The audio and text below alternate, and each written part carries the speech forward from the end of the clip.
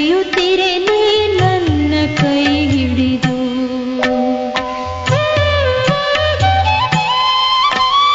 ಸ್ನೇಹ ತುಂಬಿದ ನಯನದಲ್ಲಿ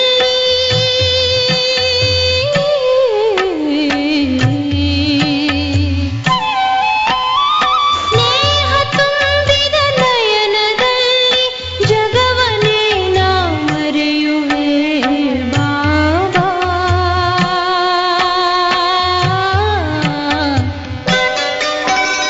ನಿನ್ನ ಶಾಂತಿ ಸ್ತಂಭದ ಸಮ್ಮುಖದಿ ಬಾಬಾ ನಾ ಬಳಿ ಬರಲು, ನಾ ಬಳಿ ಬರಲು.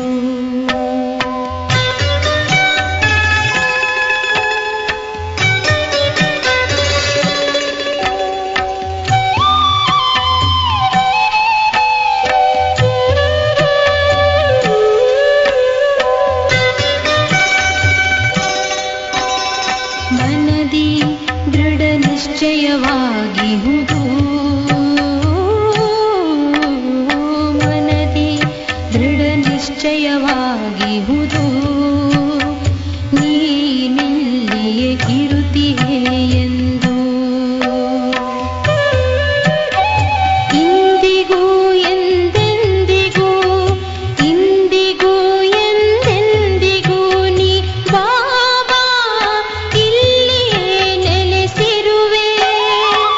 ಮಧುಬನದ ಕಣ ಕಣದೊಳು, ಮಧುಬನದ ಕಣ ಕಣದೊಳು ನಾ ನಿನ್ನನೆ ಕಾಣುತ್ತಿಹೆನು ಬಾಬಾ.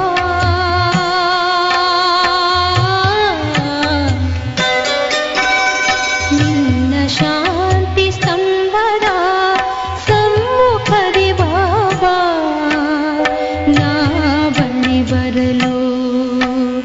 ವರದಾನವ ನೀಡುತ್ತಲೇ ಇರುತ್ತಿಹ ವರದಾತನ ನಾ ಕಂಡೆ.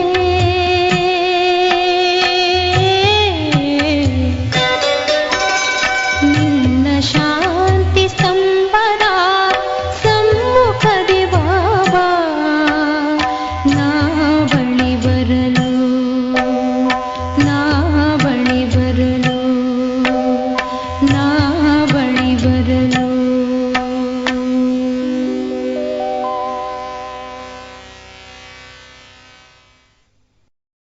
ಓಂ ಶಾಂತಿ.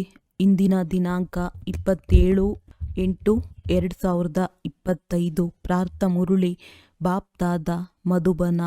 ಮಧುರ ಮಕ್ಕಳೇ, ನಿಮ್ಮ ಸತೋಪ್ರಧಾನ ಅದೃಷ್ಟವನ್ನು ರೂಪಿಸಿಕೊಳ್ಳಲು ನೆನಪಿನಲ್ಲಿರುವ ಹೆಚ್ಚು ಪುರುಷಾರ್ಥ ಮಾಡಿ. ನಾನು ಆತ್ಮನಾಗಿದ್ದೇನೆ, ಇದು ಸದಾ ನೆನಪಿರಲಿ.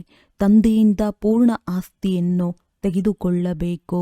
ಪ್ರಶ್ನೆ: ಮಕ್ಕಳಿಗೆ ನೆನಪಿನ ಚಾರ್ಟನ್ನು ಇಡುವುದು ಕಷ್ಟವಾಗುತ್ತದೆ ಏಕೆ? ಉತ್ತರ: ಏಕೆಂದರೆ ಕೆಲವು ಮಕ್ಕಳು ನೆನಪನ್ನು ಯಥಾರ್ಥವಾಗಿ ತಿಳಿದುಕೊಂಡಿಲ್ಲ. ನೆನಪು ಮಾಡಲು ಕುಳಿತುಕೊಳ್ಳುತ್ತಾರೆ ಮತ್ತು ಬುದ್ಧಿಯು ಹೊರಗಡೆ ಅಲೆಯುತ್ತಿರುತ್ತದೆ, ಶಾಂತವಾಗುವುದಿಲ್ಲ. ಅಂಥವರು ವಾತಾವರಣವನ್ನು ಹಾಳು ಮಾಡಿಬಿಡುತ್ತಾರೆ. ನೆನಪು ಮಾಡಲಿಲ್ಲವೆಂದರೆ ಚಾರ್ಟನ್ನು ಹೇಗೆ ಬರೆಯುವುದು? ಒಂದು ವೇಳೆ ಸುಳ್ಳು ಬರೆದಿದ್ದರೆ ಬಹಳ ಶಿಕ್ಷೆಯನ್ನನುಭವಿಸಬೇಕಾಗುವುದು. ಸತ್ಯ ತಂದೆಗೆ ಸತ್ಯವನ್ನೇ ಹೇಳಬೇಕು. ಗೀತೆ. ಅದೃಷ್ಟವನ್ನು ಬೆಳಗಿಸಿಕೊಂಡು ಬಂದಿದ್ದೇನೆ. ಓಂ ಶಾಂತಿ. ಆತ್ಮೀಯ ಮಕ್ಕಳಿಗೆ ಆತ್ಮೀಯ ತಂದೆಯು ನಿತ್ಯವೂ ತಿಳಿಸಿಕೊಡುತ್ತಾರೆ, ಎಷ್ಟು ಸಾಧ್ಯವೋ ಆತ್ಮ ಅಭಿಮಾನಿಗಳಾಗಿರಿ. ತಮ್ಮನ್ನು ಆತ್ಮನೆಂದು ನಿಶ್ಚಯ ಮಾಡಿ ಮತ್ತು ತಂದೆಯನ್ನು ನೆನಪು ಮಾಡಿ. ಏಕೆಂದರೆ ನಾವು ಆ ಹದ್ದಿನ ತಂದೆಯಿಂದ ಬೇಹದ್ದಿನ ಸುಖದ ಅದೃಷ್ಟವನ್ನು ಮಾಡಿಕೊಳ್ಳಲು ಬಂದಿದ್ದೇವೆ ಎಂಬುದನ್ನು ತಿಳಿದಿದ್ದೀರಿ. ಅವಶ್ಯವಾಗಿ ತಂದೆಯನ್ನು ನೆನಪು ಮಾಡಬೇಕು. ಪವಿತ್ರ ಸತೋಪ್ರಧಾನರಾಗುವುದರ ವಿನಃ ಸತೋಪ್ರಧಾನ ಅದೃಷ್ಟವನ್ನು ಮಾಡಿಕೊಳ್ಳಲು ಸಾಧ್ಯವಿಲ್ಲ. ಇದನ್ನು ಚೆನ್ನಾಗಿ ನೆನಪಿಟ್ಟುಕೊಳ್ಳಿ. ಮೂಲ ಮಾತು ಒಂದೇ ಆಗಿದೆ. ಇದನ್ನು ನಿಮ್ಮ ಬಳಿ ಬರೆದಿಟ್ಟುಕೊಳ್ಳಿ. ಹೊರಗಡೆ ನೀವು ಹೆಸರನ್ನು ಬರೆಯುತ್ತೀರಲ್ಲವೇ, ನೀವು ಬರೆದುಕೊಳ್ಳಿ, ನಾವು ಆತ್ಮರಾಗಿದ್ದೇವೆ. ಬೇಅದ್ದಿನ ತಂದೆಯಿಂದ ನಾವು ಆಸ್ತಿಯನ್ನು ತೆಗೆದುಕೊಳ್ಳುತ್ತಿದ್ದೇವೆ, ಏಕೆಂದರೆ ಮಾಯೆಯು ಕರೆಸಿಬಿಡುತ್ತದೆ. ಆದ್ದರಿಂದ ಬರದಿದ್ದೇ ಆದರೆ ಗಳಿಗೆ ಗಳಿಗೆಗೆ ನೆನಪಿರುತ್ತದೆ. ಮನುಷ್ಯರು ಓಂನ ಅಥವಾ ಕೃಷ್ಣನ ಚಿತ್ರವನ್ನು ನೆನಪು ಮಾಡಲು ತಿಳಿಸುತ್ತಾರೆ, ಆದರೆ ಇದು ಹೊಸದಕ್ಕಿಂತ ಹೊಸ ನೆನಪು. ಇದನ್ನು ಕೇವಲ ಬೇಅದ್ದಿನ ತಂದೆಯೇ ತಿಳಿಸಿಕೊಡುತ್ತಾರೆ. ಇದನ್ನು ತಿಳಿಯುವುದರಿಂದ ನೀವು ಸೌಭಾಗ್ಯಶಾಲಿಗಳೇನು, ನೀವು ಪರಮ ಭಾಗ್ಯಶಾಲಿಗಳಾಗುತ್ತೀರಿ. ತಂದೆಯನ್ನು ತಿಳಿದುಕೊಳ್ಳದೆ ಇರುವ ಕಾರಣ, ನೆನಪು ಮಾಡದೆ ಇರುವ ಕಾರಣ ಕಂಗಾಲರಾಗಿ ಬಿಟ್ಟಿದ್ದಾರೆ. ಒಬ್ಬ ತಂದೆಯು ಸದಾ ಕಾಲಕ್ಕೋಸ್ಕರ ಜೀವನವನ್ನು ಸುಖಿಯನ್ನಾಗಿ ಮಾಡಲು ಬಂದಿದ್ದಾರೆ. ನೆನಪು ಮಾಡುತ್ತಾರೆ, ಆದರೆ ಏನೂ ತಿಳಿದುಕೊಂಡಿಲ್ಲ. ವಿದೇಶಿಗಳೂ ಸಹ ಸರ್ವವ್ಯಾಪಿ ಎಂದು ಹೇಳುವುದನ್ನು ಭಾರತವಾಸಿಗಳಿಂದಲೇ ಕಲಿತಿದ್ದಾರೆ. ಭಾರತದ ಅವನತಿಯಾದಾಗ ಎಲ್ಲರದ್ದೂ ಅವನತಿಯಾಗಿದೆ. ತಾನು ಬಿದ್ದು ಅನ್ಯರನ್ನು ಬೀಳಿಸುವುದಕ್ಕೆ ಭಾರತವೇ ಜವಾಬ್ದಾರಿಯಾಗಿದೆ. ನಾನು ಇದೇ ಭಾರತದಲ್ಲಿ ಬಂದು ಸ್ವರ್ಗ ಸತ್ಯಖಂಡವನ್ನಾಗಿ ಮಾಡುತ್ತೇನೆಂದು ತಂದೆಯು ಹೇಳುತ್ತಾರೆ. ಇಂತಹ ಸ್ವರ್ಗವನ್ನಾಗಿ ಮಾಡುವಂಥವರ ಎಷ್ಟೊಂದು ನಿಂದನೆಯನ್ನು ಮಾಡಿದ್ದಾರೆ, ಮರೆತು ಹೋಗಿದ್ದಾರೆ. ಆದ್ದರಿಂದ ಯದಾ ಯದಾಯಿ ಎಂದು ಬರೆಯಲಾಗಿದೆ. ಇದರ ಅರ್ಥವನ್ನೂ ಸಹ ತಂದೆಯೇ ಬಂದು ತಿಳಿಸಿಕೊಡುತ್ತಾರೆ. ಬಲಿಹಾರಿ ಒಬ್ಬ ತಂದೆಯದ್ದಾಗಿದೆ. ತಂದೆಯು ಅವಶ್ಯವಾಗಿ ಬರುವ ಕಾರಣ ಶಿವಜಯಂತಿಯನ್ನು ಆಚರಿಸುತ್ತಾರೆ. ಆದರೆ ಶಿವಜಯಂತಿಯ ಗೌರವ ಇಲ್ಲವೇ ಇಲ್ಲ. ಯಾರು ಇದ್ದು ಹೋಗಿದ್ದಾರೆಯೋ ಅವರ ಜಯಂತಿಯನ್ನು ಆಚರಿಸಲಾಗುತ್ತದೆ ಎಂಬುದು ಮಕ್ಕಳಿಗೆ ತಿಳಿದಿದೆ. ಸತ್ಯಯುಗಿ ಆದಿ ಸನಾತನ ದೇವಿ ದೇವತಾ ಧರ್ಮದ ಸ್ಥಾಪನೆಯನ್ನು ಅವರೇ ಮಾಡುತ್ತಾರೆ. ತಮ್ಮ ಧರ್ಮವನ್ನು ಇಂಥವರು ಇಂತಹ ಸಮಯದಲ್ಲಿ ಸ್ಥಾಪನೆ ಮಾಡಿದರು ಎಂಬುದು ಬೇರೆ ಧರ್ಮದವರಿಗೆ ತಿಳಿದಿದೆ. ಅವರೆಲ್ಲರಿಗಿಂತ ಮೊದಲೇ ದೇವಿ ದೇವತಾ ಧರ್ಮವಿದೆ. ಅದನ್ನು ಖಂಡಿತವಾಗಿಯೂ ತಿಳಿದುಕೊಂಡಿಲ್ಲ. ಈ ಧರ್ಮವು ಎಲ್ಲಿ ಪ್ರಾಯಲೋಪವಾಗಿ ಬಿಟ್ಟಿದೆ ಎಂದು ತಿಳಿದುಕೊಂಡಿಲ್ಲ. ತಂದೆಯು ಎಲ್ಲರಿಗಿಂತ ಶ್ರೇಷ್ಠರಾಗಿದ್ದಾರೆ. ಮತ್ಯಾರದ್ದೂ ಈ ಮಹಿಮೆ ಇಲ್ಲ. ಧರ್ಮ ಸ್ಥಾಪಕರ ಮಹಿಮೆ ಏನಿರುತ್ತದೆ? ತಂದೆಯೇ ಪಾವನ ಪ್ರಪಂಚದ ಸ್ಥಾಪನೆ ಮತ್ತು ಪತಿತ ಪ್ರಪಂಚದ ವಿನಾಶ ಮಾಡಿಸುತ್ತಾರೆ ಮತ್ತು ಮಾಯೆಯ ಮೇಲೆ ಜಯವನ್ನು ಗಳಿಸಿಕೊಡುತ್ತಾರೆ. ಇದು ಬೇಅದ್ದಿನ ಮಾತಾಗಿದೆ. ರಾವಣನ ರಾಜ್ಯ ಇಡೀ ಬೇಅದ್ದಿನ ಪ್ರಪಂಚದ ಮೇಲಿದೆ. ಅದ್ದಿನ ಲಂಕೆಯ ಮಾತಿಲ್ಲ. ಇದು ಸೋಲು ಗೆಲುವಿನ ಕಥೆಯೂ ಆಗಿದೆ. ಇಡೀ ಬೇಅದ್ದಿನ ಪ್ರಪಂಚದ ಮೇಲಿದೆ. ಅದ್ದಿನ ಲಂಕೆಯ ಮಾತಿಲ್ಲ. ಇದು ಸೋಲು ಗೆಲುವಿನ ಕಥೆಯೂ ಆಗಿದೆ. ಇಡೀ ಭಾರತದ್ದೇ ಆಗಿದೆ. ಉಳಿದೆಲ್ಲವೂ ಬೈಫ್ಲ್ಯಾಟ್ ಆಗಿದೆ. ಭಾರತದಲ್ಲಿಯೇ ಡಬಲ್ ಕಿರೀಟಧಾರಿಗಳು ಮತ್ತು ಸಿಂಗಲ್ ಕಿರೀಟಧಾರಿಗಳು ರಾಜರಾಗುತ್ತಾರೆ. ಮತ್ತು ಯಾರೆಲ್ಲ ದೊಡ್ಡ ದೊಡ್ಡ ರಾಜರು ಇದ್ದು ಹೋಗಿದ್ದಾರೆ. ಯಾರ ಮೇಲೂ ಸಹ ಬೆಳಕಿನ ಕಿರೀಟವಿಲ್ಲ. ಕೇವಲ ದೇವತೆಗಳಿಗೆ ಮಾತ್ರವೇ ಇರುತ್ತದೆ. ದೇವತೆಗಳಾದರೂ ಸ್ವರ್ಗದ ಮಾಲೀಕರಾಗಿದ್ದರಲ್ಲವೇ? ಈಗ ಶಿವತಂದೆಗೆ ಪರಮಪಿತ ಪತಿತ ಪಾವನನೆಂದು ಕರೆಯಲಾಗುತ್ತದೆ. ಇವರಿಗೆ ಬೆಳಕನ್ನು ಹೇಗೆ ತೋರಿಸುತ್ತೀರಿ?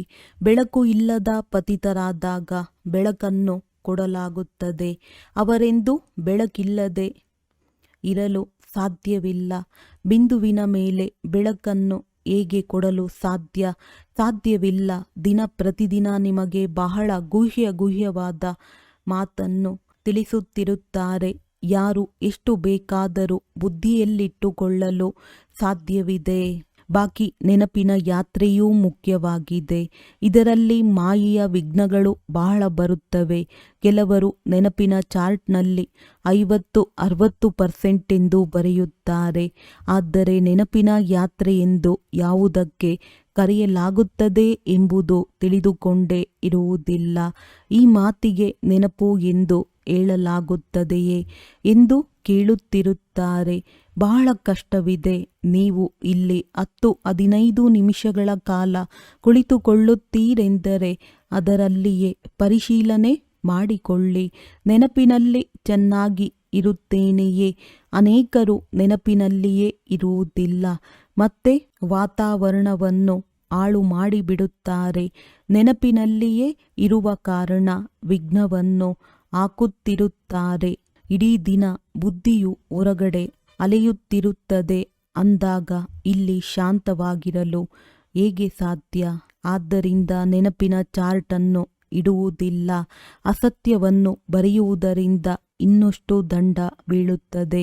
ಅನೇಕ ಮಕ್ಕಳು ತಪ್ಪನ್ನು ಮಾಡಿ ಮುಚ್ಚಿಡುತ್ತಾರೆ, ಸತ್ಯವನ್ನು ಹೇಳುವುದಿಲ್ಲ. ತಂದೆಯು ಹೇಳಿದರೂ ಸತ್ಯವನ್ನು ಹೇಳದೇ ಇದ್ದರೆ ಇಷ್ಟೊಂದು ದೋಷವಾಗುತ್ತದೆ. ಎಂತಹ ದೊಡ್ಡ ಕೊಳಕು ಕರ್ಮವನ್ನು ಮಾಡಿದರೂ ಸಹ ಸತ್ಯವನ್ನು ಹೇಳುವುದರಲ್ಲಿ ನಾಚಿಕೆಯಾಗುತ್ತದೆ. ಆದಾಗ್ಯೂ ಎಲ್ಲವನ್ನೂ ಸುಳ್ಳನ್ನೇ ಹೇಳುತ್ತಾರೆ. ಸುಳ್ಳು ಮಾಯೆ, ಸುಳ್ಳು ಕಾಯ ಅಲ್ಲವೇ? ಒಮ್ಮೆಲೆ ದೇಹಾಭಿಮಾನದಲ್ಲಿ ಬಂದು ಬಿಡುತ್ತಾರೆ. ಸತ್ಯವನ್ನು ಹೇಳುವುದು ಒಳ್ಳೆಯದೇ ಆಗಿದೆ. ಅನ್ಯರೂ ಸಹ ಕಲಿತುಕೊಳ್ಳುತ್ತಾರೆ. ಇಲ್ಲಿ ಸತ್ಯವನ್ನು ಹೇಳಬೇಕು. ಜ್ಞಾನದ ಜೊತೆಗೆ ನೆನಪಿನ ಯಾತ್ರೆಯೂ ಸಹ ಅಗತ್ಯವಿದೆ. ಏಕೆಂದರೆ ನೆನಪಿನ ಯಾತ್ರೆಯಿಂದಲೇ ತನ್ನ ಮತ್ತು ವಿಶ್ವದ ಕಲ್ಯಾಣವಾಗಲಿದೆ. ಜ್ಞಾನವನ್ನು ತಿಳಿಸುವುದು ಬಹಳ ಸಹಜವಾಗಿದೆ. ನೆನಪಿನಲ್ಲಿ ಪರಿಶ್ರಮವಿದೆ. ಬಾಕಿ ಬೀಜದಿಂದ ವೃಕ್ಷವು ಹೇಗೆ ಬರುತ್ತದೆ ಅದಂತೂ ಎಲ್ಲರಿಗೂ ತಿಳಿದಿರುತ್ತದೆ. ಬುದ್ಧಿಯಲ್ಲಿ 84 ಜನ್ಮಗಳ ಚಕ್ರವಿದೆ. ಬೀಜ ಮತ್ತು ವೃಕ್ಷದ ಜ್ಞಾನವಂತೂ ಇರುತ್ತದೆ ಎಲ್ಲವೇ? ತಂದೆಯಂತೂ ಸತ್ಯ ಚೈತನ್ಯನಾಗಿದ್ದಾರೆ, ಜ್ಞಾನದ ಸಾಗರನಾಗಿದ್ದಾರೆ. ಅವರಲ್ಲಿ ಜ್ಞಾನವಿದೆ. ಇದು ಅಸಾಧಾರಣವಾದ ಮಾತಾಗಿದೆ. ಇದು ಮನುಷ್ಯ ಸೃಷ್ಟಿಯ ವೃಕ್ಷವಾಗಿದೆ. ಇದನ್ನು ಸಹ ಯಾರೂ ತಿಳಿದುಕೊಂಡಿಲ್ಲ. ಎಲ್ಲರೂ ನೇತಿ ಎಂದು ಹೇಳುತ್ತಿರುತ್ತಾರೆ. ಕಾಲಾವಧಿಯನ್ನೇ ತಿಳಿದುಕೊಂಡಿಲ್ಲವೆಂದು ಮತ್ತೇನನ್ನು ತಿಳಿದುಕೊಳ್ಳುತ್ತಾರೆ? ನಿಮ್ಮಲ್ಲಿಯೂ ಸಹ ಬಹಳ ಕಡಿಮೆ ಜನರು ಚೆನ್ನಾಗಿ ತಿಳಿದುಕೊಂಡಿದ್ದಾರೆ. ಆದ್ದರಿಂದ ಸೆಮಿನಾರ್ಗಳಲ್ಲಿ ಕರೆಯುತ್ತಾರೆ. ನಿಮ್ಮ ಸಲಹೆಯನ್ನು ಕೊಡಿ ಎಂದು ಕೇಳುತ್ತಾರೆ. ಸಲಹೆಯನ್ನಂತೂ ಯಾರು ಬೇಕಾದರೂ ಕೊಡಬಹುದು. ಯಾರ ಹೆಸರಿದೆಯೋ ಅವರೇ ಹೋಗಿ ಕೊಡಬೇಕೆನ್ನುವುದೇನೂ ಇಲ್ಲ. ನಮ್ಮ ಹೆಸರಿಲ್ಲ, ನಾವು ಹೇಗೆ ಹೇಳುವುದು ಎಂದೇನಿಲ್ಲ. ಯಾರು ಬೇಕಾದರೂ ಸಹ ಸೇವಾರ್ಥವಾಗಿ ಸಲಹೆಯನ್ನು ಕೊಡುವುದಾಗಲಿ ಜಾಹೀರಾತುಗಳನ್ನು ಬರೆಯಲು ಸಾಧ್ಯವಿದೆ. ತಂದೆಯು ತಿಳಿಸುತ್ತಾರೆ, ಯಾವುದೇ ಸಲಹೆ ಬಂದಾಗ ಬರೆಯಿರಿ. ಬಾಬಾ, ಈ ಯುಕ್ತಿಯಿಂದ ಸರ್ವಿಸ್ ಬಹಳ ಹೆಚ್ಚುತ್ತದೆ ಎಂದು ಯಾರಾದರೂ ಸಲಹೆ ಕೊಡಬಹುದು. ಯಾವ ಪ್ರಕಾರದ ಸಲಹೆಯನ್ನು ಕೊಟ್ಟಿದ್ದೀರೆಂದು ನೋಡುತ್ತೇವೆ. ತಂದೆಯಂತೂ ಹೇಳುತ್ತಿರುತ್ತಾರೆ, ಯಾವ ಯುಕ್ತಿಯಿಂದ ನಾವು ಭಾರತದ ಕಲ್ಯಾಣ ಮಾಡುವುದು, ಎಲ್ಲರಿಗೂ ಸಂದೇಶವನ್ನು ಕೊಡುವುದು ಎಂದು. ಪರಸ್ಪರದಲ್ಲಿ ವಿಚಾರವನ್ನು ತಿಳಿಸಿ ಬರೆದು ಕಳುಹಿಸಿ. ಮಾಯೆಯು ಎಲ್ಲರನ್ನೂ ಮಲಗಿಸಿಬಿಟ್ಟಿದೆ. ಯಾವಾಗ ಮೃತ್ಯು ಎದುರಿನಲ್ಲಿ ಬರುತ್ತದೆ ಆಗ ತಂದೆಯು ಬರುತ್ತಾರೆ. ಎಲ್ಲರದ್ದು ವಾನಪ್ರಸ್ಥ ಅವಸ್ಥೆಯಾಗಿದೆ ಎಂದು ತಂದೆಯು ಹೇಳುತ್ತಾರೆ. ಓದಿ ಇಲ್ಲವೇ ಬಿಡಿ, ಆದರೆ ಅವಶ್ಯವಾಗಿ ಎಲ್ಲರೂ ಸಾಯಲೇಬೇಕು. ತಯಾರಿ ಮಾಡಿಕೊಳ್ಳಿ ಇಲ್ಲವೇ ಮಾಡಿಕೊಳ್ಳದೇ ಇರಿ. ಹೊಸ ಪ್ರಪಂಚವು ಅವಶ್ಯವಾಗಿ ಸ್ಥಾಪನೆಯಾಗಲಿದೆ. ಒಳ್ಳೊಳ್ಳೆಯ ಮಕ್ಕಳು ಸಹ ತಮ್ಮ ತಯಾರಿಯನ್ನು ಮಾಡಿಕೊಳ್ಳುತ್ತಿದ್ದಾರೆ. ಸುಧಾಮನ ಉದಾಹರಣೆಯಲ್ಲಿ ಒಂದು ಇಡೀ ಅವಲಕ್ಕಿಯನ್ನು ತೆಗೆದುಕೊಂಡು ಬಂದನೆಂದು ಗಾಯನವಿದೆ. ಬಾಬಾ, ನಮಗೂ ಸಹ ಮಹಲ್ ಸಿಗಬೇಕು. ಅವರ ಬಳಿ ಇರುವುದೇ ಕೇವಲ ಒಂದು ಇಡೀ ಅವಲಕ್ಕಿ ಎಂದರೆ ಅವರು ತಾನೇ ಏನು ಮಾಡುತ್ತಾರೆ? ಬಾಬಾರವರು ಮೊಮ್ಮಾರವರ ಉದಾಹರಣೆಯನ್ನು ಕೊಟ್ಟಿದ್ದಾರೆ. ಮೊಮ್ಮಾರವರು ಒಂದು ಇಡೀ ಅವಲಕ್ಕಿಯನ್ನೂ ಸಹ ತೆಗೆದುಕೊಂಡು ಬರಲಿಲ್ಲ. ನಂತರ ಎಷ್ಟು ಶ್ರೇಷ್ಠ ಪದವಿಯನ್ನು ಪಡೆದುಕೊಂಡರು. ಇದರಲ್ಲಿ ಹಣದ ಮಾತಿಲ್ಲ. ನೆನಪಿನಲ್ಲಿರಬೇಕು ಮತ್ತು ತನ್ನ ಸಮಾನ ಮಾಡಿಕೊಳ್ಳಬೇಕು. ಬಾಬಾರವರಿಗಾದರೂ ಯಾವುದೇ ಶುಲ್ಕ ಫೀಸ್ ಯಾವುದೂ ಇರುವುದಿಲ್ಲ. ನಮ್ಮ ಬಳಿ ಹಣವಿತ್ತೆಂದರೆ ಅದನ್ನು ಯಜ್ಞ ಸೇವೆಯಲ್ಲಿ ಏಕೆ ಬಳಸಬಾರದು ಎಂದು ತಿಳಿಯುತ್ತಾರೆ. ವಿನಾಶವಂತೂ ಆಗಿಯೇ ಆಗುತ್ತದೆ, ಎಲ್ಲವೂ ವ್ಯರ್ಥವಾಗಿ ಹೋಗುತ್ತದೆ. ಇದರಲ್ಲಿ ಸ್ವಲ್ಪವಾದರೂ ಸಫಲ ಮಾಡಿಕೊಳ್ಳಬೇಕು. ಪ್ರತಿಯೊಬ್ಬ ಮನುಷ್ಯನು ಒಂದಲ್ಲ ಒಂದು ಪ್ರಕಾರದ ದಾನ ಪುಣ್ಯವನ್ನು ಅವಶ್ಯವಾಗಿ ಮಾಡುತ್ತಾರೆ. ಅದಾಗಿದೆ ಪಾಪಾತ್ಮರೊಂದಿಗೆ ದಾನ ಪುಣ್ಯ. ಆದರೂ ಸಹ ಅದರ ಅಲ್ಪಕಾಲದ ಫಲವು ಸಿಗುತ್ತದೆ. ಈಗ ತಿಳಿದುಕೊಳ್ಳಿ, ಯಾರಾದರೂ ಯೂನಿವರ್ಸಿಟಿ, ವಿಶ್ವವಿದ್ಯಾಲಯ ಮುಂತಾದುವನ್ನು ಕಟ್ಟಿಸುತ್ತಾರೆ. ಹಣವು ಹೆಚ್ಚಾಗಿದೆ ಎಂದರೆ ಧರ್ಮಶಾಲೆ ಮುಂತಾದುವನ್ನು ಮಾಡುತ್ತಾರೆ. ಅಂಥವರಿಗೆ ಒಳ್ಳೆಯ ಮನೆಯೂ ಸಿಗುತ್ತದೆ. ಆದರೆ ಆರೋಗ್ಯವಾಗಿರಬೇಕೆಂಬುದೇನೂ ಇಲ್ಲ. ಯಾರಾದರೂ ಆಸ್ಪತ್ರೆ ಮುಂತಾದುವನ್ನು ಕಟ್ಟಿಸುತ್ತಾರೆಂದರೆ ಒಳ್ಳೆಯ ಆರೋಗ್ಯವಂತವರಾಗಿರುತ್ತಾರೆ. ಆದರೆ ಅದರಲ್ಲಿ ಯಾವುದೇ ಇಚ್ಛೆಗಳು ಪೂರ್ಣವಾಗುವುದಿಲ್ಲ. ಇಲ್ಲಂತೂ ಬೇಹದ್ದಿನ ತಂದೆಯ ಮೂಲಕ ನಿಮ್ಮ ಎಲ್ಲ ಪ್ರಕಾರದ ಕಾಮನೆಗಳು ಪೂರ್ಣವಾಗುತ್ತವೆ. ನೀವು ಪಾವನರಾಗುತ್ತೀರೆಂದರೆ ನಿಮ್ಮ ಎಲ್ಲ ಹಣವನ್ನು ವಿಶ್ವವನ್ನು ಪಾವನ ಮಾಡಲು ಉಪಯೋಗಿಸುವುದು ಒಳ್ಳೆಯದಲ್ಲವೇ? ಮುಕ್ತಿ, ಜೀವನ್ಮುಕ್ತಿಯನ್ನು ಅರ್ಧ ಕಲ್ಪದವರೆಗೆ ಕೊಡುತ್ತಾರೆ. ನಮಗೆ ಶಾಂತಿಯು ಹೇಗೆ ಸಿಗುವುದೆಂದು ಎಲ್ಲರೂ ಕೇಳುತ್ತಾರೆ. ಅದಂತೂ ಶಾಂತಿಧಾಮದಲ್ಲಿ ಸಿಗುವುದು. ಅದು ಒಂದು ಧರ್ಮವಿರುವ ಕಾರಣ ಅಲ್ಲಿ ಅಶಾಂತಿ ಇರುವುದಿಲ್ಲ. ಅದು ರಾವಣ ರಾಜ್ಯದಲ್ಲಿರುತ್ತದೆ. ರಾಮರಾಜ್ಯ, ರಾಮ ಪ್ರಜೆ ಎಂಬ ಗಾಯನವಿದೆಯಲ್ಲವೇ? ಅದು ಅಮರಲೋಕವಾಗಿದೆ. ಅಮರಲೋಕದಲ್ಲಿ ಸಾಯುವುದು ಎಂಬ ಶಬ್ದವಿರುವುದಿಲ್ಲ. ಇಲ್ಲಂತೂ ಕುಳಿತಿದ್ದಂತೆಯೇ ಆಕಸ್ಮಿಕವಾಗಿ ಮರಣ ಹೊಂದುತ್ತಾರೆ. ಇದಕ್ಕೆ ಮೃತ್ಯುಲೋಕ, ಅದಕ್ಕೆ ಅಮರಲೋಕವೆಂದು ಕರೆಯಲಾಗುತ್ತದೆ. ಅಲ್ಲಿ ಸಾಯುವುದು ಇರುವುದಿಲ್ಲ. ಹಳೆಯ ಶರೀರವನ್ನು ಬಿಟ್ಟು ನಂತರ ಬಾಲಕನಾಗಿ ಬಿಡುತ್ತಾರೆ. ರೋಗವಿರುವುದಿಲ್ಲ.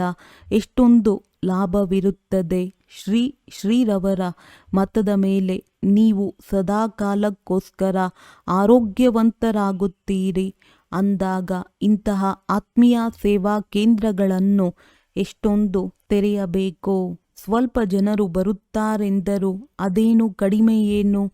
ಈ ಸಮಯದಲ್ಲಿ ಯಾವುದೇ ಮನುಷ್ಯರು ಡ್ರಾಮಾದ ಡೈರೆಕ್ಷನ್ ತಿಳಿದುಕೊಂಡಿಲ್ಲ. ನಿಮಗೆ ಇದನ್ನು ಯಾರು ತಿಳಿಸಿದರು ಎಂದು ಕೇಳುತ್ತಾರೆ. ಅರೆ, ನಮಗೆ ತಿಳಿಸುವಂಥವರು ತಂದೆಯಾಗಿದ್ದಾರೆ. ಇಷ್ಟೊಂದು ಜನ ಬೀಕೆಗಳಿದ್ದಾರೆ. ನೀವು ಸಹ ಬೀಕೆ ಆಗಿದ್ದೀರಿ.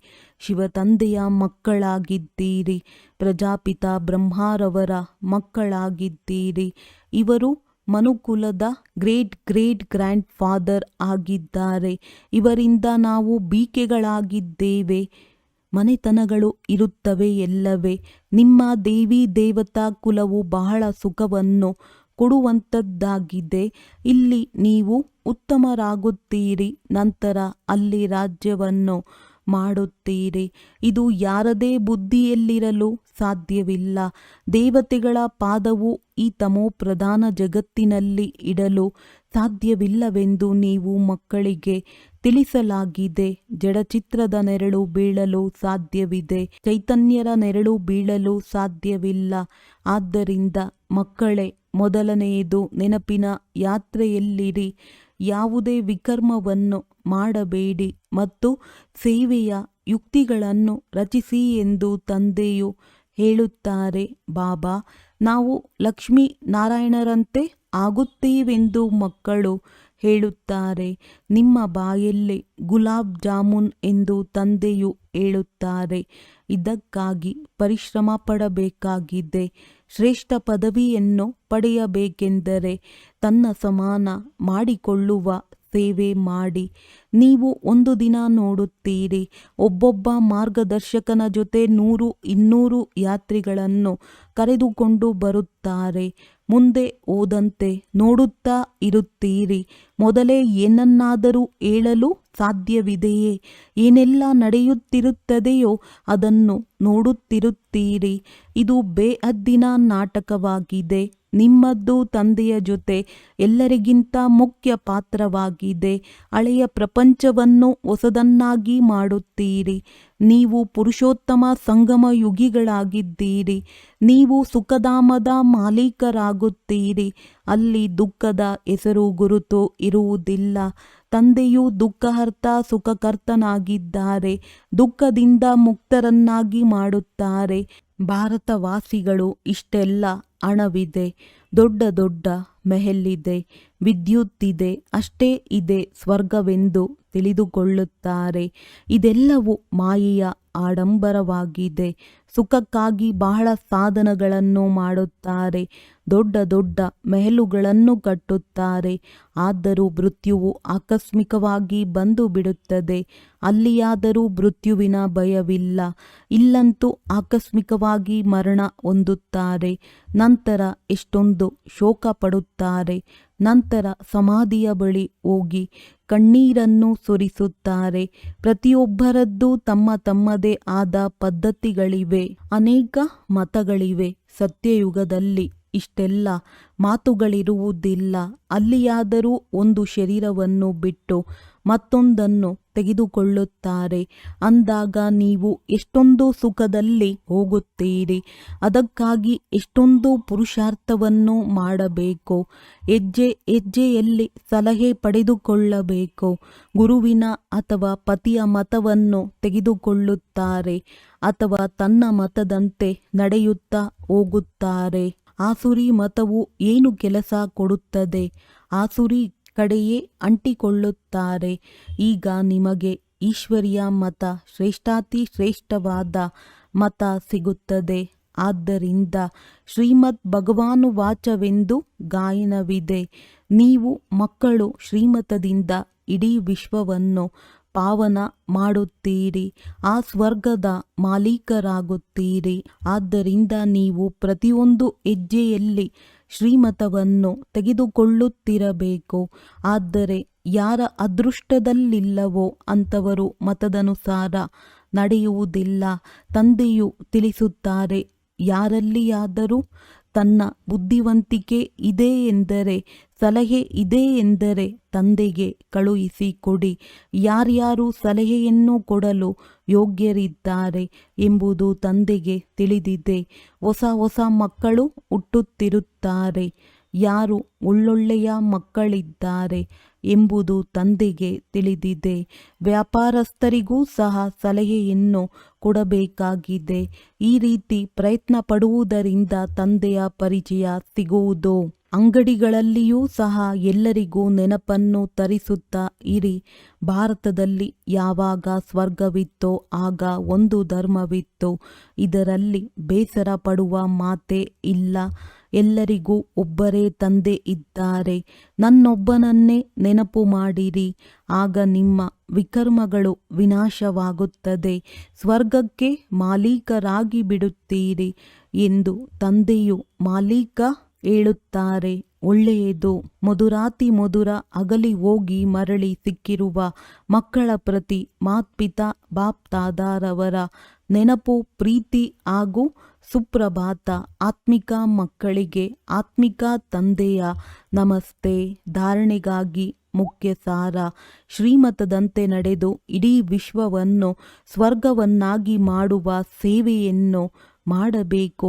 ಅನೇಕರನ್ನು ತನ್ನ ಸಮಾನ ಮಾಡಿಕೊಳ್ಳಬೇಕು. ಆಸುರಿಯ ಮತದಿಂದ ತನ್ನನ್ನು ರಕ್ಷಣೆ ಮಾಡಿಕೊಳ್ಳಬೇಕು. ನೆನಪಿನ ಪರಿಶ್ರಮದಿಂದ ಆತ್ಮವನ್ನು ಸತೋಪ್ರಧಾನವನ್ನಾಗಿ ಮಾಡಿಕೊಳ್ಳಬೇಕು. ಸುಧಾಮನ ರೀತಿ ಒಂದು ಇಡೀ ಅವಲಕ್ಕಿ ಇದ್ದರೂ ಸಹ ಅದನ್ನು ಸಫಲ ಮಾಡಿ ತಮ್ಮ ಸರ್ವ ಇಚ್ಛೆಗಳನ್ನು ಪೂರ್ಣ ಮಾಡಿಕೊಳ್ಳಬೇಕು. ವರದಾನ: ಒಬ್ಬ ತಂದೆಯ ಹೊರತು ಬೇರೆ ಯಾರೂ ಇಲ್ಲ. ಈ ದೃಢ ಸಂಕಲ್ಪದ ಮೂಲಕ ಅವಿನಾಶಿ ಅಮರ ಭವ. ಯಾವ ಮಕ್ಕಳು ಒಬ್ಬ ತಂದೆಯ ಹೊರತು ಬೇರೆ ಯಾರೂ ಇಲ್ಲ ಎನ್ನುವ ಈ ದೃಢ ಸಂಕಲ್ಪ ಮಾಡುತ್ತಾರೆ, ಅವರ ಸ್ಥಿತಿ ಸ್ವತಃ ಮತ್ತು ಸಹಜವಾಗಿ ಏಕರಸವಾಗಿ ಬಿಡುವುದು. ಇದೇ ದೃಢ ಸಂಕಲ್ಪದಿಂದ ಸರ್ವ ಸಂಬಂಧಗಳ ಅವಿನಾಶಿ ಎಳೆ ಸೇರಿಕೊಂಡು ಬಿಡುವುದು ಮತ್ತು ಅವರಿಗೆ ಸದಾ ಅವಿನಾಶಿ ಭವ ಅಮರ ಭವದ ವರದಾನ ಸಿಕ್ಕಿಬಿಡುವುದು. ದೃಢ ಸಂಕಲ್ಪ ಮಾಡುವುದರಿಂದ ಪುರುಷಾರ್ಥದಲ್ಲಿಯೂ ಸಹ ವಿಶೇಷ ರೂಪದಿಂದ ಲಿಫ್ಟ್ ಸಿಗುವುದು. ಯಾರಿಗೆ ಒಬ್ಬ ತಂದೆಯ ಜೊತೆ ಸರ್ವ ಸಂಬಂಧವಿದೆ ಅವರಿಗೆ ಸರ್ವ ಪ್ರಾಪ್ತಿಗಳು ಸ್ವತಃವಾಗಿ ಆಗಿಬಿಡುವುದು. ಸ್ಲೋಗನ್: ಯೋಚಿಸುವುದು, ಹೇಳುವುದು ಮತ್ತು ಮಾಡುವುದು ಮೂರನ್ನು ಒಂದೇ ಸಮಾನ ಮಾಡಿ, ಆಗ ಹೇಳಲಾಗುವುದು ಸರ್ವೋತ್ತಮ ಪುರುಷಾರ್ಥಿ. ಅವ್ಯಕ್ತ ಸೂಚನೆ: ಸಹಜ ಯೋಗಿ ಆಗಬೇಕೆಂದರೆ ಪರಮಾತ್ಮನ ಪ್ರೀತಿಯ ಅನುಭವಿಯಾಗಿರಿ. ಯಾವ ಸಮಯದಲ್ಲಿ ಯಾವ ಸಂಬಂಧದ ಅವಶ್ಯಕತೆ ಇದೆಯೋ ಆ ಸಂಬಂಧದಿಂದ ಭಗವಂತನನ್ನು ತಮ್ಮವರನ್ನಾಗಿಸಿಕೊಳ್ಳಿ. ಹೃದಯದಿಂದ ಹೇಳಿ, ನನ್ನ ಬಾಬಾ ಮತ್ತು ಬಾಬಾ ಹೇಳುವರು, ನನ್ನ ಮಕ್ಕಳೇ, ಇದೇ ಸ್ನೇಹ ಸಾಗರನಲ್ಲಿ ಸಮಾವೇಶವಾಗಿ ಬಿಡಿ. ಈ ಸ್ನೇಹ ಛತ್ರಛಾಯೆಯ ಕೆಲಸ ಮಾಡುತ್ತದೆ. ಇದರ ಒಳಗಡೆ ಮಾಯೆಯೂ ಬರಲು ಸಾಧ್ಯವಿಲ್ಲ. ಇದೇ ಸಹಜ ಯೋಗಿಯಾಗುವ ಸಾಧನವಾಗಿದೆ. ಒಳ್ಳೆಯದು. ಓಂ ಶಾಂತಿ.